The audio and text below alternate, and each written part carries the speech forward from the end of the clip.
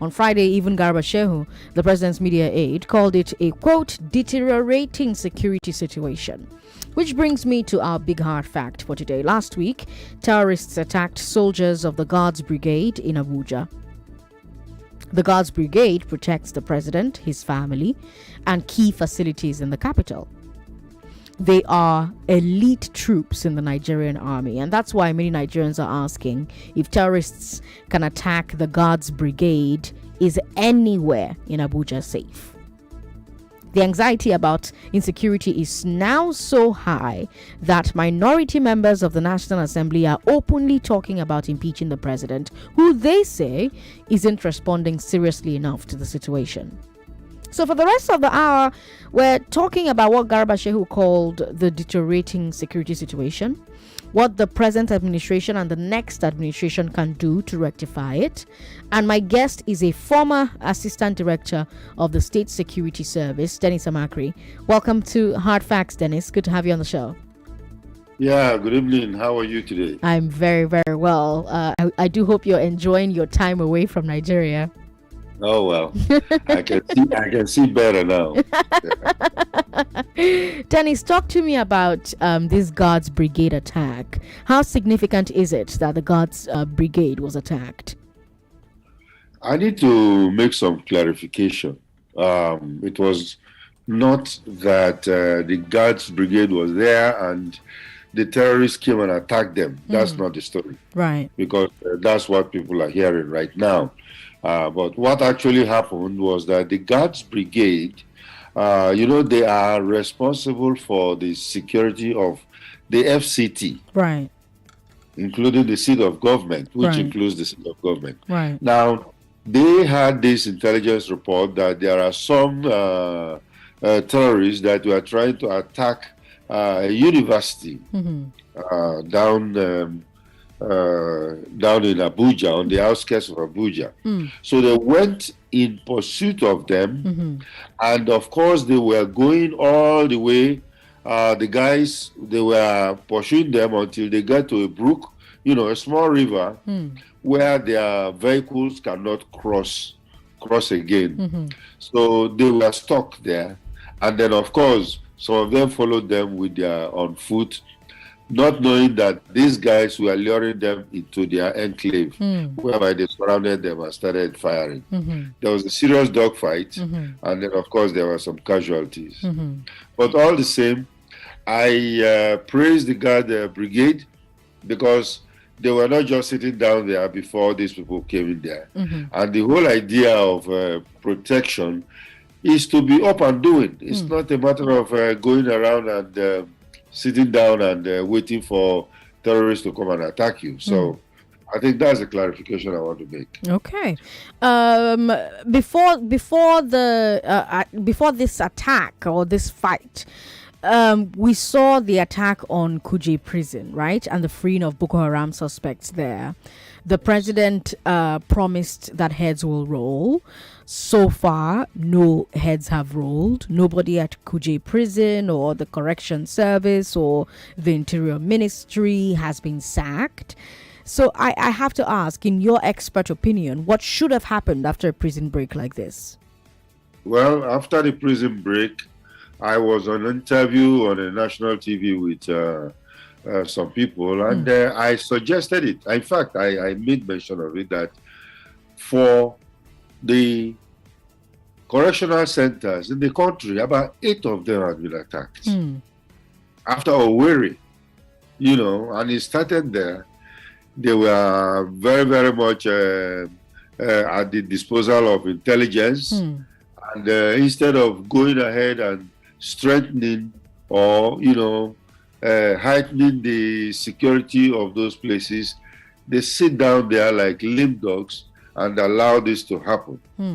If I were the Controller General of the prison service, I would have resigned. And that's the honorable thing to do. But apparently he sat down there because he knew that nothing is going to happen to him. And of course, he's still there. But that's how we take our jobs very, very unseriously. Because it is a national shame that Kuje prison, which is, I think, the premier prison in the federal capital, where even we have very high-profile prisoners, will be attacked. And then, of course, there was no response, and they finished what they are doing and took some people out of the prison and left. You know, what's interesting is that Deputy Speaker Idris Washe said that before the Kuje prison attack, the SSS, your former agency, shared 44 different intelligence reports with them.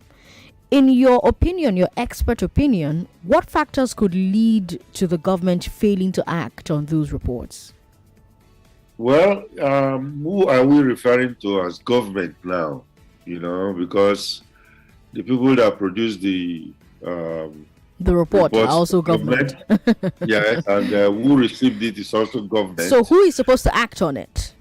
And how often is it that those people do not act on it? Okay, now what happens is that when the DSS receives intelligence reports and they produce it to inform the consumer, and the consumer in this case is the correctional service. Now, the correctional service, when they get a report like that, what we expect them to do is to harden their prisons. I don't know whether the Controller General of the Prison Service had been asking for funds that he didn't get, but those prisons are very old. Some of them are pre-independence.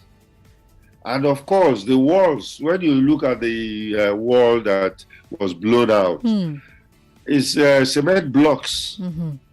Cement blocks are not used for the perimeter walls of a prison. You use concrete, concrete casts. That's what they use, so that, even if you attempt to break it, it will be very, very hard to do. And then the height of the walls are supposed to be 9 feet and above. These ones were not up to that. And then, of course, it is supposed to be fenced with barbed wires. I don't know where those barbed wires, the old ones, have been removed or replaced. The watch towers are supposed to be manned, and the lights are supposed to be working 24/7. But we all know, maybe NEPA has taken light, so there is no light there, and they are in darkness. And then, of course, besides physical security, the procedures are faulty. Okay. Kuje prison has a lot of telephones in it. Okay. A prison is not supposed to have telephones. Okay. Telephone service is not supposed to be available to prisoners. Okay. But you have a lot of telephones in there. And these people are talking constantly with people outside, telling their wives what to cook and bring for them for dinner, and telling their other colleagues that, look, the guards are not around. Usually some army people used to come here, but every 4 o'clock they are gone. That kind of conversation might be going on. And then, of course, it was an explosive that was waiting to explode. And that was what happened. So, as we talk, I don't know if they've gone ahead to do the needful, or they are still waiting for another prison to be attacked again, and head should roll. So, as far as I'm concerned. So if the SSS gets intelligence reports that this is about to go down, right? The first people they share that report with are the consumers. In this case, the Kuje prison. Say they share it with the prisons, and the prisons do not harden the prison. Is the SSS going to do anything else? Are they expected to do anything else? Share that information with anyone else? No. They don't supervise the prisons. It's not in their purview to supervise you and say, hey, why don't you do what I said you should do? So it's not in their purview. Okay. Now, when such reports go, they are not going only to the prison services. Okay. They also go to the government. In this case, it goes to the Federal Capital Territory, or the state government.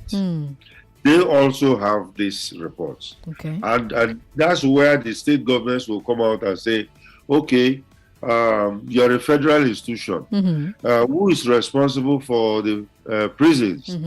Minister of Internal Affairs, and then the Minister of Internal Affairs, who also must have got that report, will go ahead and then say, okay, let us do something about this case. But you see the chain of laxity, whereby all these people got it and nobody did anything about it until it happened, and they are still sitting down there and not doing anything. So you're saying that it's not just the prison that would have gotten a report such as this. You'd have also had the Ministry of Interior receive a report like this. Yes. And what should the Ministry of Interior have done when they got that report? Well, you are the supervising ministry. Okay. If you are the supervising ministry and there's a report like that, you will tell them. Normally, the first thing the minister will tell them is that, hey, controller of prisons, have you also got the report that the DSS sent to us? They say, yes, we got it. And so what are you going to do about it? Okay, sir, we are going to harden the security of the prisons. We find out that from our assessment, the walls are not very strong, or the lights are not working, or, we don't have enough staff to keep watch and stuff like that. Yes, and then the supervising minister will now tell them, okay, go ahead, do a proposal and let me know what you would need. That's how it works. But here, everybody sees it and keep it there, or maybe the controller might have gone to the minister and said, we've got the report and we are doing something about it. And that's one. Yeah, that's one language I hate seriously.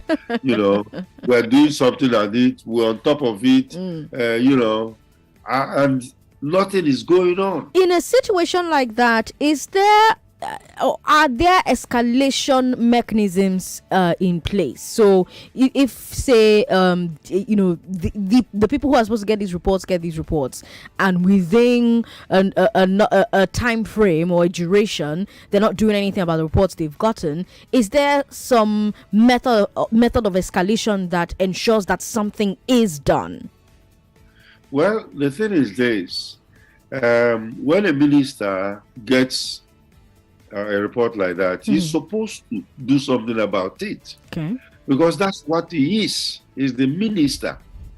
Now, if maybe he lacks fund, the controller has come to him and to harden all the prisons, he need about 1 billion. Now, he tells the minister looks around, he does not have that kind of money. Then he takes it to the Council of State, where they have a meeting, and they put it there, and the president will hear about it, and the president will say, okay, Minister of Finance, do you think you can get them some money? And again, it depends now on priority again, because they'll say, what do we do now? Do we spend 1 billion on prisons, or we can put this 1 billion on PVC cards, give it to INEC to do PVC? Depending on the kind of priorities that you give, or say, okay, we cannot give you 1 billion, we'll give you half of it or 1/4 of it. So that is where governance is active. But you find out that we don't know in the maze where this had got lost. Yeah. Did he take it to the Council of State? Maybe or maybe not. Did the controller report it to him? Maybe, maybe not. So you find out that everybody sits back until something happens. Then public will raise hell. Oh, this is a problem we're facing. Why are all the prisons being attacked? Stuff like that. But they are underwater, undercurrent. The reason I'm taking the time to ask all these questions is because I'm trying to see at what point the ball got dropped. Because Kuje Prison, I'm hoping the Ministry of Interior knew was housing Boko Haram terrorists. I'm hoping the Controller General knew was housing Boko Haram terrorists. So if you get intel that this prison is going to be attacked, these terrorists are going to release some of their members, I would imagine that it would become a matter of urgency, to become a matter of priority. So I'm trying to see who and who and who were in the chain of command, and at what point did communication break down, and then we got what we saw with the prison attack. That's why I'm asking all these questions. Yes, I understand perfectly, and I can tell you that a fundamental mistake was made. Fundamental. And the fundamental mistake is that you don't put terrorists in a medium level prison. You don't do that. You put them in a separate facility, or you put them in a maximum security, prison, not in a medium-sized prison. Because those prisoners are not supposed to be there. Now, you remember there are political people of prisoners there as well. In there. You have all kinds of people in there. Then you now bring these hardened people in there. I don't know how they will even be interacting inside the prison with the others. And our prisons are not designated, whereby they are compartmentalized, and you put these people separately from these people. I see. I'm sure in the evening everybody might have come out smoking cigarette or lying around and talking. And from what we heard, what somebody has even told us, that when he was in prison, there were Boko Haram prisoners that were there. When they come in, when they bring food for him from outside, which is not supposed to be, sometimes he shares the food with some Boko Haram people, and they had a very good rapport there. You can imagine, and this is open source information that everybody knows about. Right. I don't want to mention his name, but you maybe you already know the guy I'm talking about. Right. So this is the situation where these fault lines have been there, but nobody was taking it seriously. I'm trying to understand why. Why was nobody taking it seriously? I don't know. Maybe they don't know the essence of what they are doing, or they are complicit with some of these things that are going on. We know that there are people in government, like former President Jonathan said, there are Boko Haram sympathizers in his government, and it's very possible we still have them, So you do things, you are supposed to, even when the terrorists said that they want an exchange of their people, right? That alone would have raised the alarm to tell us that, hey, see, these guys are there, and now that they are even they want them released, right? So we better tighten that security there so that in case they attempt, they will not succeed. But we let it be, and they attempted and took all of them away, and here we are. If you just tuned in, Lagos, I've got a former assistant director of the State Security Service on the show with me. His name is Dennis Amakri. I'm Sandra Ezekwesili. You're listening to The Big Hard Fact. And today I'm asking, how can the security situation be salvaged? You have been a consumer of the event of the past few weeks. Insecurity seems to have gone from bad to worse. On Friday, Garba Shehu said, he's the president's media aide, he said that the security situation was a deteriorating one. And the anxiety about insecurity is so high that you have minority members of the National Assembly openly talking about impeaching the president, who they say isn't responding enough to the situation, the security situation. They don't think he's responding seriously enough. So for the first 20 minutes of this hour, I've been talking to Mr. Amakri about what Garba Shehu called the deteriorating security situation. And we're also going to talk about what the present administration and the incoming administration can do to rectify it. Now, I have to ask about money, Mr. Amakri. This administration has budgeted 4.85 trillion naira for security since it was sworn in. Have Nigerians received value for that money, in your opinion? I don't think so. I don't think anybody has received value, because that trillion that you're talking about could do a lot of things. And I don't think Nigerians have got the benefit of that money. And then, of course, you would want to ask, where is the money? Where is the money? And I can tell you also that that money didn't get to the security people altogether. Because one thing we've discovered, observed in this particular things that are going on, is that there is huge corruption going on. Huge, very huge, whereby 1 billion will be allocated to the army, and then we'll discover that they will not get that 1 billion, because that budgeting is different from appropriation, So they will say, okay, 1 billion has been approved for you, but take 300 million for now, So these are the kinds of things that you see. Those are the kinds of things that happen. Some people might even, I don't know, but to release money is a very big issue. And when it comes to national security, it should be a priority. But we don't see that. We don't see that in the sense that, one, we are prosecuting a war. Believe it or not, this is a war. And in a war, people are dying. And when people die, normally the normal thing to do is to replace them. Our recruitment is not going as much as it should. Because when you count the numbers, the military, Army, Navy, Air Force, then you go and count police, NSCDC, DSS, NIA, all of them are together. It's not up to 1 million. It's not up to 1 million. Now, when you compare it to other countries that have the, comparative population with us, and in fact, let me take Egypt, for instance, which is smaller than us in population.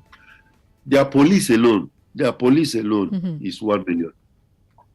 So how do you now spread these people? You know that it is because the police cannot handle the situation. That's why the army is involved.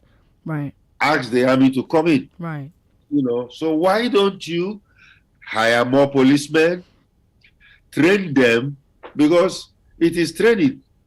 It's not because your army go and work with police or they are a terrorist, go and call the army. Because that same training of, the proper training of handling kidnapping, the proper training for handling terrorists can be given to the police too. But for some political reasons or whatever, I know that years back, when we had the military government, the police was weakened because they felt that it was being very tough. Carriers were even all reallocated to the army, in this country. So we have situations like that. Even the army itself was weakened because they felt that if you train them and give them more arms, they will go and plan a coup. So we've not got out of that mentality yet, whereby you leave them the way they are, and then of course they are there struggling and patching and managing whatever comes to them. So, there are a group of people that we should salute because they've tried in at least keeping the country together. If they have not been working, I don't think I will be having this conversation with you. All right, we'll take a break. When we come back from this break, I would love to talk to Mr. Amakri about ransom payments. Garba Shehu has said that as long as Nigerians are willing to pay ransom, terrorism will continue because the ransoms are a source of funds. So when we come back, I have questions about that. I also have questions about the steps that communities are taking, for instance, to pacify terrorists. This is hard hard facts on 99.3 Nigeria Info. I'm Sandra Ezekwesili. Dennis Amakri is on the show with us as our security expert. You can join the conversation as well when we return from this break. 0700-993-993-993. WhatsApp is 080-959-75805. Share your thoughts, share your comments on Facebook as well. Nigeria Info 99.3. More talk, news, and sports after this. A performance of sheer class. Uncommon speed. Terrific strength. Uncommon power. And how good was that? Uncommon skill. Becomes the Commonwealth champion. Showmax Pro brings you the 22nd Commonwealth Games, where a common passion meets uncommon performance. Watch extraordinary athletes in action from the 28th of July to the 8th of August. Subscribe from only 3,200 naira per month to enjoy sports from Super Sports, series, movies, and more on showmax.com. Relax, recharge, and take a break this summer. Find the best summer holiday deals to Dubai, London, Cairo, Florida, and many other amazing cities on wakanow.com. We've got you covered. Book now on wakanow.com or visit any of our travel centers near you. Take a break. Pick a city. Wakanow. Let's go. ITEL TV. It's time to enjoy better life with ITEL TV. Go for ITEL TV. Buy ITEL TV and enjoy ITEL TV. Wow, ITEL TV, the best for home offices and other places are of different types. 19 inches, 32 inches, and 43 inches with super bright and perfect sound quality. It's durable, also affordable. This is the best time to buy all range of ITEL TV. Don't buy just any TV. Buy ITEL TV. ITEL, enjoy better life. Welcome back to your number one talk, news, and sports station. This is Nigeria Info. It's 5:28 at the moment. We've got on the show with us a former assistant director of the State Security Service, Dennis Amakri, and we're talking about the security situation in the country. How can it be salvaged? I'm Sandra Ezekwesili. Mr. Amakri, before the break, I mentioned that Garba Shehu has said that as long as Nigerians are willing to pay ransom, terrorism will continue because the ransoms are a source of funds. In your assessment, has government given families of kidnapped victims a workable alternative to paying ransoms? I'm really surprised that Garba Shehu are talking like that because, there are situations where you go and do a job, go home and do some homework instead of coming to make that kind of statement. Because I tell you one thing, ransom payment is no. I don't believe in it. And I've said it many times. Okay. Don't pay ransom. Right. But it's not just don't pay ransom.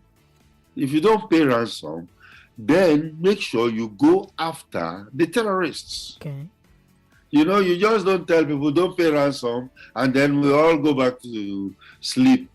And I've said it even with the governor of Kaduna State when he was saying that he's not going to pay ransom again. I said, beautiful. Because before we were saying don't pay ransom, he was paying. He was paying these bandits. And then we were shouting, don't pay ransom. And then he was getting tired because he discovered that after they finish using the money, they come back again. And he said he's not going to pay again. And it was from that day that they started giving him hell in Kaduna State. Don't pay ransom. But when you don't pay ransom, make sure that the security agencies are ready with a quick response to deal with any case of kidnapping.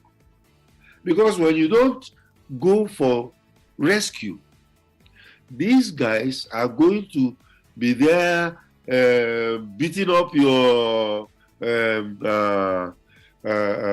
hostages. And then, of course, in South America, what they usually do, they send you their finger. A finger of one of the hostages. They'll send it to you that this is their finger, and tomorrow we're going to remove another one if you don't pay. All right? And in this case, we don't have to, just allow it like that. When you don't pay, you go after them. And that's what they usually do. That's what SWAT teams are set up in different police organizations. They have SWAT teams, special weapons and tactics. They are the ones that will go out and they will know how to extract the hostages. Do we have that But set up here? We don't. And the Inspector General of Police, at the end of, if you remember very well, at the end of NSAS, they said, okay, we are going to cancel NSAS, and then instead of that, we are going to set up a SWAT. Right. In fact, I saw some people being trained as SWAT, and I was saying, well, do they have the real people who can train them? And, are we going to buy the weapons for them? And then make sure that it's effective? Because every police organization needs a SWAT team. It is not the regular police that you will send. And that's why sometimes we fail. Because when certain things happen, we send the regular police, and the regular police are not trained to do that. So we have to reorder our priorities and know exactly what order, who is supposed to do what. And then, of course, call out those people who are trained to do certain things at certain times. Okay. But like I was saying before the break, beyond ransom payments, we're seeing communities taking steps to pacify terrorists. So, for example, we saw the community in Zamfara State that turbaned a known and wanted terrorist just to get him to accept peace. What should government and the security forces be doing to make people feel like they don't need to take these types of steps? You know that this particular insurgency or war that we've been fighting for more than 10 years is also a war of the hearts and minds of the villagers. Okay. A war of the hearts and minds. What do you mean? Because, in fact, I remember that when Ansaru came into some localities in the northwest, they were actually even giving them water. During Salah, they were giving them rams and cows to celebrate their Salah. And they tell them to pay taxes. If you pay taxes, we're not going to do anything to you, and then you can go to your farm and you can live gently and nicely. And this is what our own forces are supposed to do. Because when our forces go there, sometimes they take over a village, dislodge the terrorists, and then they go away. Because now the military will do that job, and then the police are supposed to take over from them and then bring law and order, and then, of course, a stable life to the people. When you don't do that, it creates a vacuum. Now, when the terrorists are coming there, fighting, and at the same time, trying to help the people and stuff like that, they are in a bind. They will seek for self-help. They will want to, please these new guys, the new masters that are here, so that they will not kill them, So you find out that, like, when they talked about that traditional ruler who gave Tobanin a chieftaincy to these terrorists. I personally did not blame him too much. Okay. Because he might be doing it for the goodness of his people. Right. Because what he does will make these people not to attack his people. Right. And then when you don't see the presence of government in such ungoverned space, they go in there and then they will do whatever they like. Now it's left for you to placate them or you die. So these are the kinds of equation that we find ourselves. We've been hearing, and I like that you made the point about self-help earlier on. We've been hearing the call from different northern governors for people to defend themselves. So, for example, the Zamfara governor set up vigilante groups at emirate level. The federal government is not too keen on that setup. And I wonder if you think there are advantages or disadvantages to this approach. Well, the thing is this.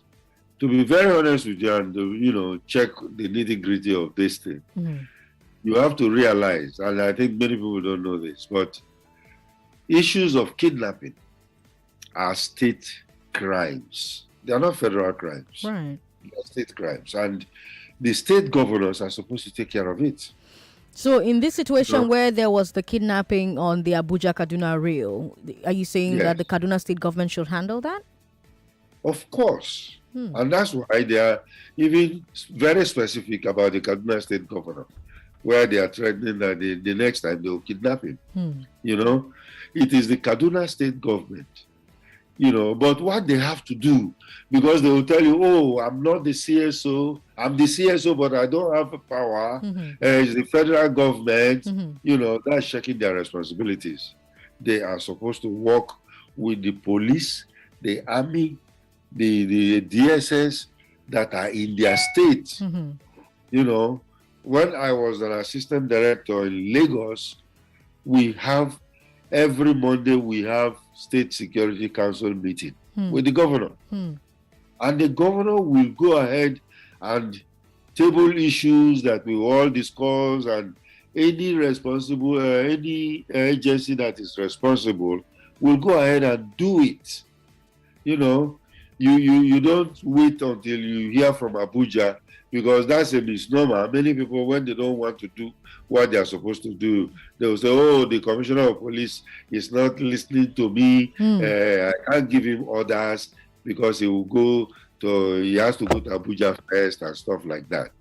All governors receive security votes, billions. And what are they doing with it? And that's why we're saying that, we should have state police, because then you are starting to localize the crime.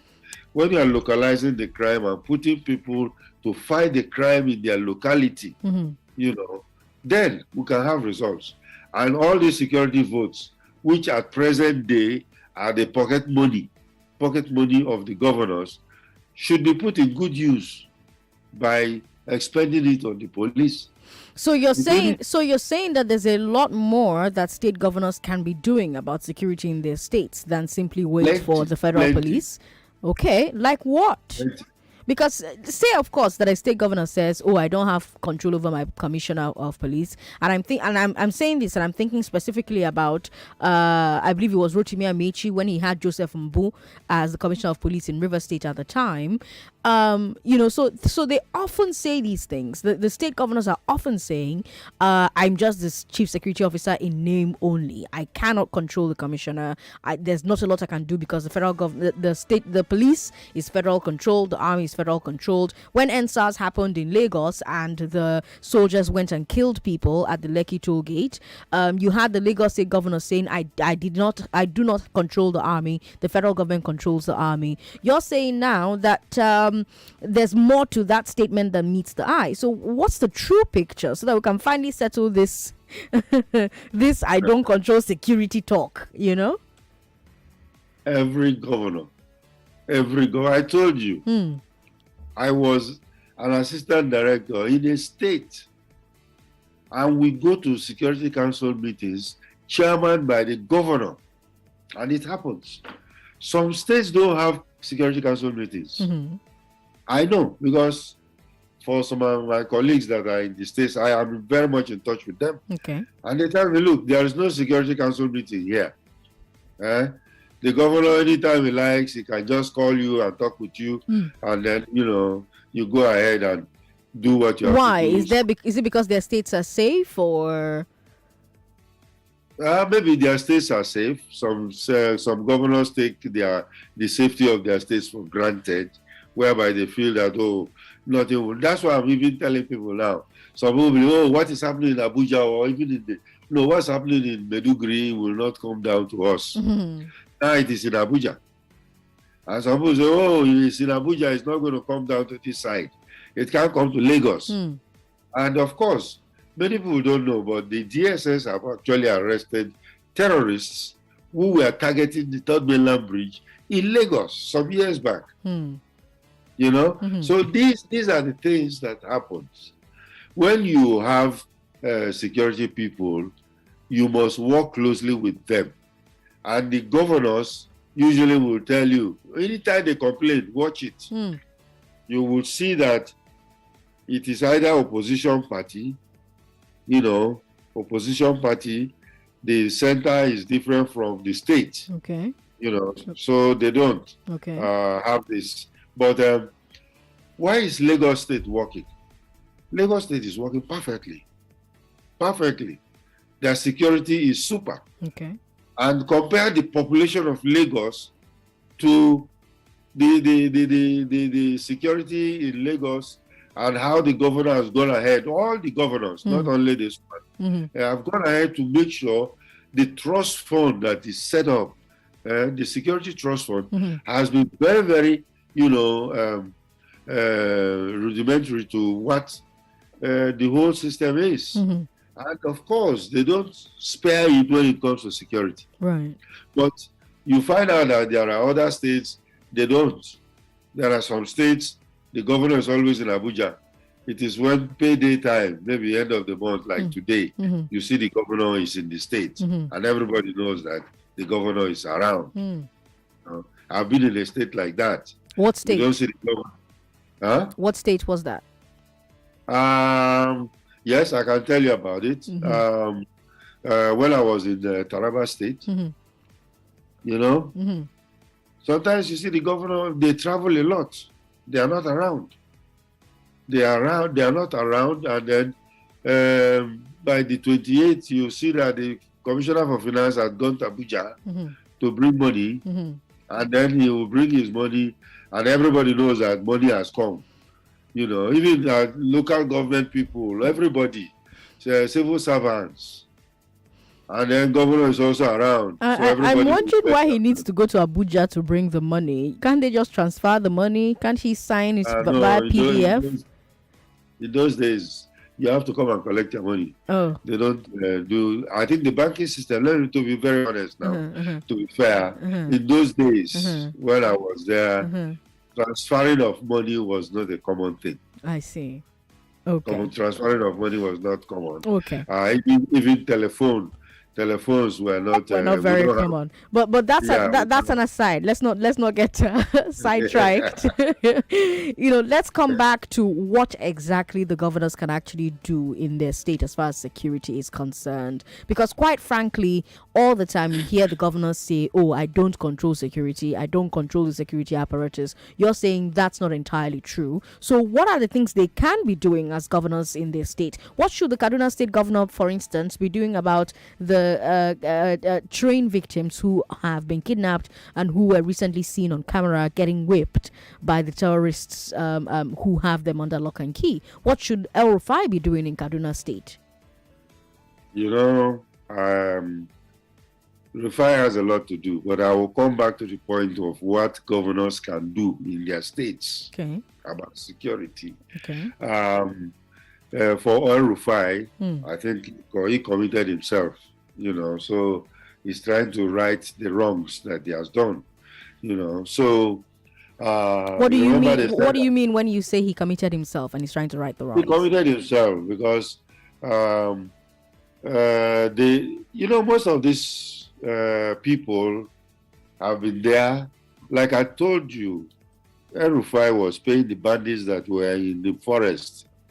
He was giving them money. Right. And then suddenly he started saying that he's not going to give them any money anymore. Right. And he didn't give them again. Then they now threatened him that if you don't do that, you are going to deal with you. Right. He said that he will not give them money. Even if they take his child, he will not pay ransom. Right. They heightened it. They went to Jengebe. They now take students out there. And then he was scared. They now removed his son from the school. Remember? Right, I remember. And then the next thing was that they've made the place so ungovernable and they are running all over the place. So He has his problem with them. And they said it. They said when they first took the train hostages, they said, we are not looking for money. The government knows what we want. And they are referring to Kaduna State government. The government knows what we want. And if they give us what we want, we'll release the hostages. That was not done. And apparently, he's very much familiar with it. He knows where they are. The SSS has been telling him. In fact, he said that he was listening to their conversation. So all these are there. But what he can do is to strengthen the security agencies to fight this. Who are these guys? Which kind of gun are they carrying that the Nigerian army has not seen before? He can buy weapons for them. He can send them for specialized training. He can hire trainers to come and train them. And these things you're talking about are realistic things that he can actually do. Very realistic things that he can do as a governor. He can do them. These are things that the Constitution empowers him to do as governor. He is the chief security officer of his state. If we have to break that down, what does it mean? He's the commander of the security forces in his state. He cannot say that, they have to go to Abuja before they go. Okay, fine. Let them go to Abuja. If there is no police officer, IG, or even the Director General of SSS that will say that they come and tell him, look, the governor says he wants to send us on training, and he will say, no, don't go because he's just a governor. I don't think so. You don't think so, or you know so? I don't think so, and I know that it has never happened. Okay. Because most of the things that you tell your head from a state, they are always supportive. Okay. They are very happy when the governors will buy vehicles for the police. Right. Sometimes you see the IG will go there and receive them himself. Right. And then thank the governor. It's the same thing. So you're saying that any state that has serious insecurity problems, the state governor isn't doing as much as they should be doing. That is very correct. Interesting. That is very correct. Okay. Now, this weekend, vigilantes in Washe, Plateau State, successfully resisted an attack on their community. They didn't get any help from the police or the military, and this is not the first time that we've heard a story like that. Assuming vigilantes are here to stay as a way to fill the gaps in the security infrastructure, how should the police, the military, and intelligence agencies be working with them? Do you think they should be working with them? Definitely. Okay. Definitely, because you see, when you have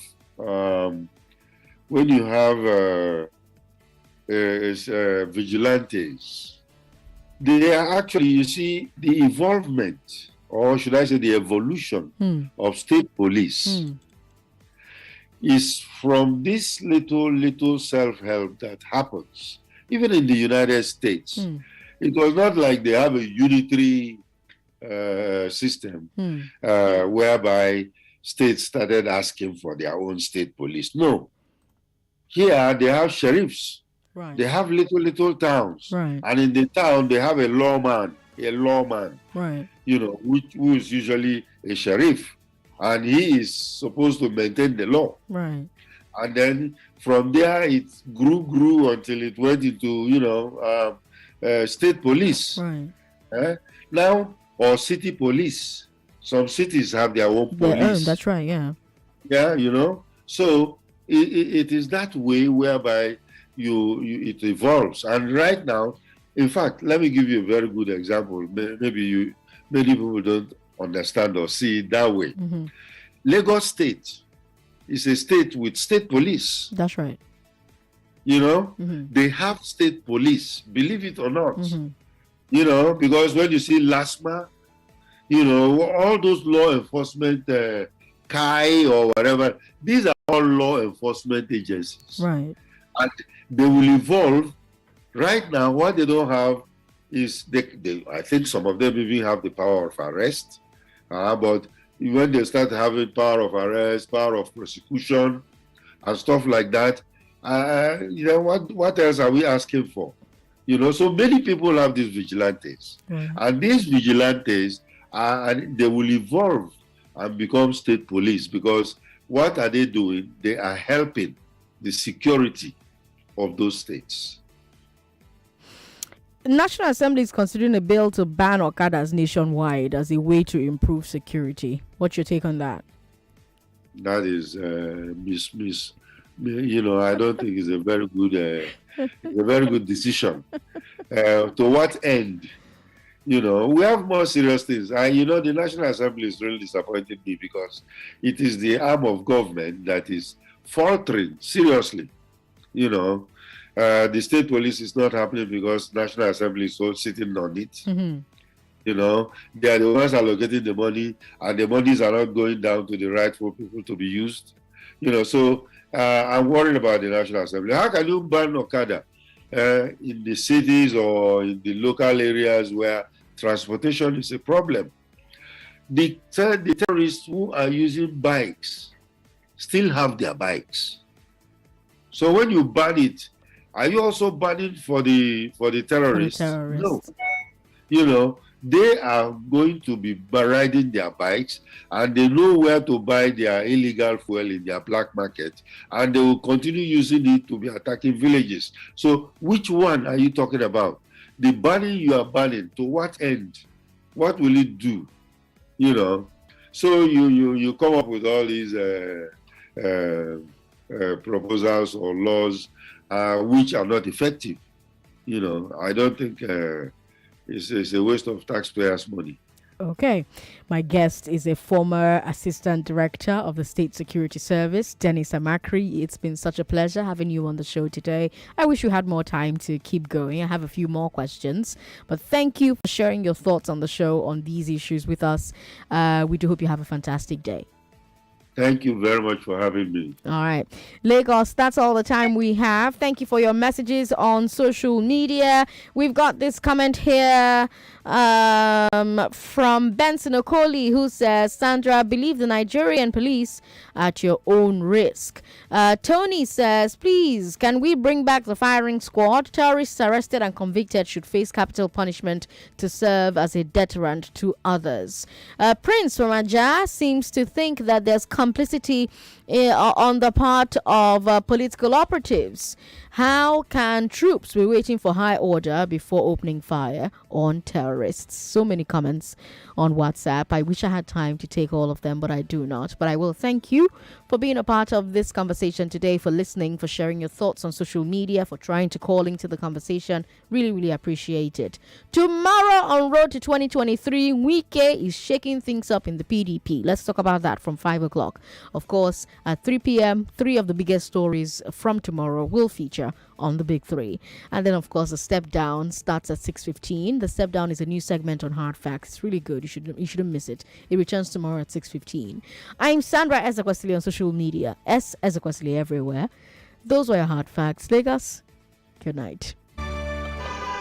Being in Lagos traffic can drive you crazy. From the uncomfortable seat to conductor screaming. And I want to assume that you would run because I want to give the listeners context for the conversation. In 2019, you were running mate to Atiku Abubakar. What did you learn then that you will not repeat this time? Yes, when is the president coming out to address us? There's a few things. One, I have a burden and a passion for young people. The fact that you have elected a man does not mean then you begin to order him around. The president will do whatever is good for the country at any given time. Mr. Adeshino, isn't the president responsible to the people? What should the next president do to root out stakeholders who are complicit? You fire those. Those that need to be fired are fired. It's looking like a brand new Chelsea, attacking with so much fluidity.